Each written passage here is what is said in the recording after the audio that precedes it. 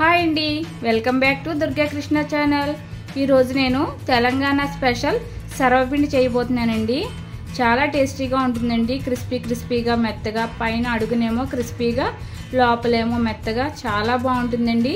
Evening స్నాక్స్లా చేసుకుంటే చాలా ఇష్టంగా తింటారండి పిల్లలు. స్కూల్ నుంచి వచ్చేటప్పటికి మనం రెడీ చేసి ఉంచితే వాళ్ళు చాలా ఇష్టంగా తింటారండి.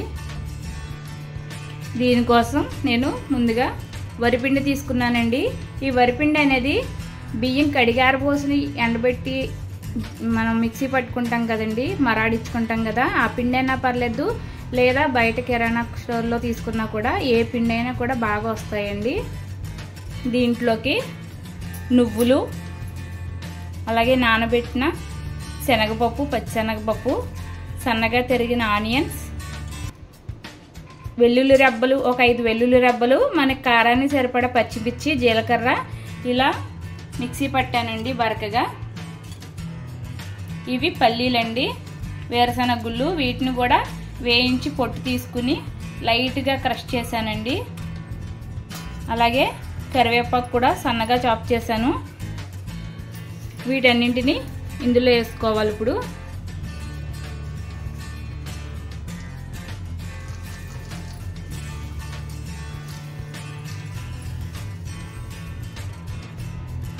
ఇలా వేసుకున్న తర్వాత ఇందులో కొద్దిగా పసుపు కూడా వేసుకుంటున్నాను. అలాగే రుచికి సరిపడినంత ఉప్పు వేసుకోవాలి.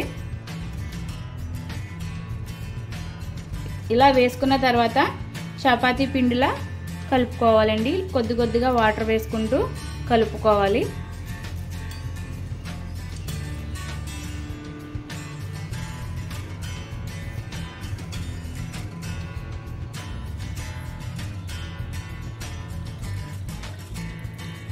ఇలా కొద్దిగా వాటర్ వేసుకుంటూ చపాతీ పిండిలా కలుపుకోవాలండి.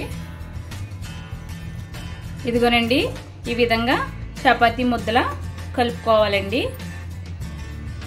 ఇలా కలుపుకున్న తర్వాత నేను ఒక కళాయి తీసుకున్నానండి. మందంగా ఉన్న కళాయి తీసుకోవాలి. అందులో అడుగున ఆయిల్ వేసుకోవాలి.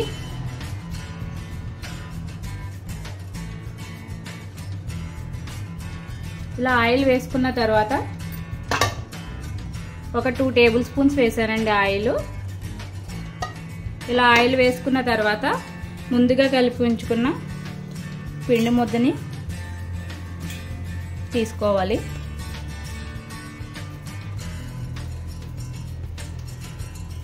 తీసుకుని ఇందులో ఇలా దలసరగా ఒత్తుకోవాలండి, మరి పల్చగా ఒత్తకూడదు.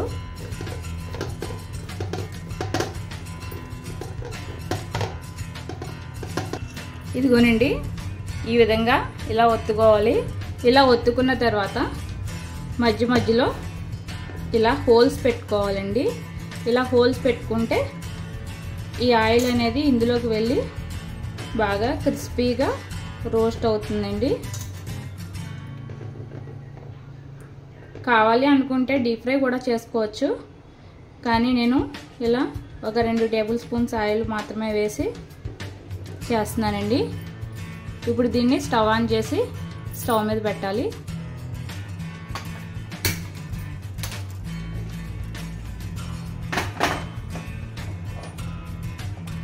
ఇలా పెట్టుకుని ఒక 7-8 నిమిషాల్లో చిన్న మంట పెట్టుకుని స్లో ఫ్లేమ్ పెట్టుకుని మూత పెట్టుకుని ఇది కాల్చుకోవాలండి.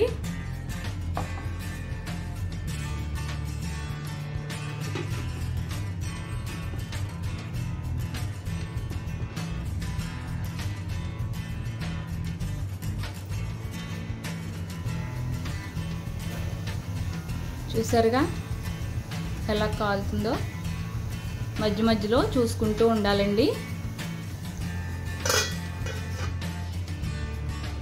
ఈలోపు ఇంకోటి ప్రిపేర్ చేస్తున్నాను. నేను ఇందులో ఇంకొన్ని పచ్చిమిర్చి వేసానండి. నేను ఇందాక వేసిన కారం కొంచెం పెద్దవాళ్ళకి సరిపోదండి. ఇంట్లో పిల్లలు ఉంటారు కదా, వాళ్ళ కోసం నేను తక్కువ కారం వేసి చేశాను. ఇప్పుడు ఇందులో ఇలా పచ్చిమిర్చి సన్నగా తరిగి కలుపుతున్నాను. ఇదిగోనండి, ఇలా ముద్దలా తీసుకుని ఈ కళాయిలో కూడా నేను ఆల్రెడీ 2 టేబుల్ స్పూన్ ఆయిల్ వేసానండి. ఆయిల్ అయితే ఎక్కువ పట్టదండి, చాలా తక్కువ పడుతుందండి ఆయిల్. వీటిని మనం డీప్ ఫ్రై కూడా చేసుకోవచ్చండి, కానీ డీప్ ఫ్రై అంటే పెద్ద అంతగా ఇష్టపడం కదండి, దానికోసం నేను తక్కువ ఆయిల్తో చూపిస్తున్నాను.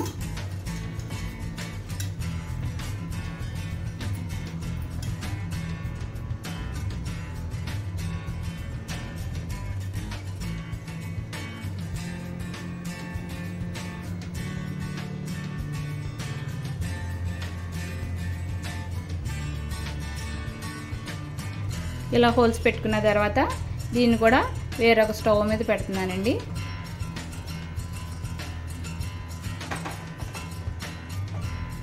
ఇది కూడా చిన్న మంట పెట్టుకుని స్లో ఫ్లేమ్లోనే ఒక 7-8 నిమిషాలు వేగనివ్వాలండి, బాగా కాలనివ్వాలి.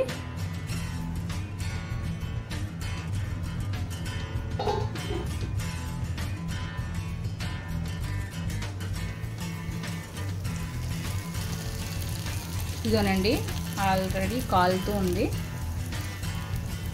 చూసారుగా.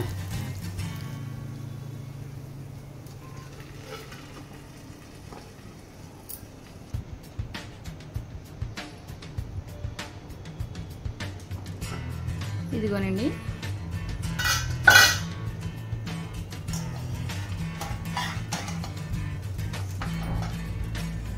చూసారా ఎంత ఈజీగా వచ్చిందో, చూసారా చాలా క్రిస్పీగా. ఇది మాడలేదండి, రోస్ట్గానే ఉంది, చాలా క్రిస్పీగా వచ్చింది. దీన్ని ఇలా మనం ఇంకా తిరగేసి కాల్చుకునే అవసరం లేదండి.